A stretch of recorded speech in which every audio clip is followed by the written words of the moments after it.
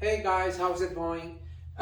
This is Sean with you again with a new topic, talking about the rear brake pedal on the S1000XR second generation.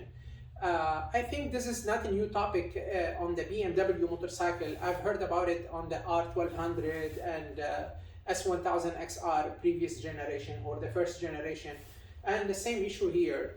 What I noticed, the brake pedal footprint is really small. It's hard to find while I am trying to make a U-turn or tight maneuver.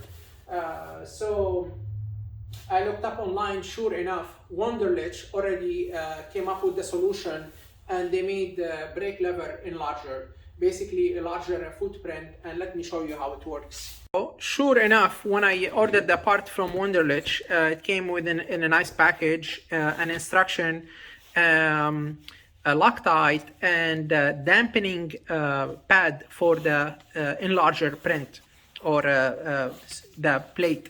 So it came with the plate, the larger plate, and the back plate, 3 screws, the Loctite, and dampening vibration, which I've never noticed any vibration at all on the brake pedal. So let me show you the brake pedal. There it is. It is larger than the the original one. It fits nice and secure. I had it for like a few months on the motorcycle. I tried it. I love it. It prevents all the hassle and the guessing of the brake pedal. So that's all for now. And again, thanks for Wunderlich for this, for coming up with the solution and made my bike or the bike way easier to ride than before. For now, thanks for watching. If you like what you watch, please subscribe. That will help my channel, my new channel.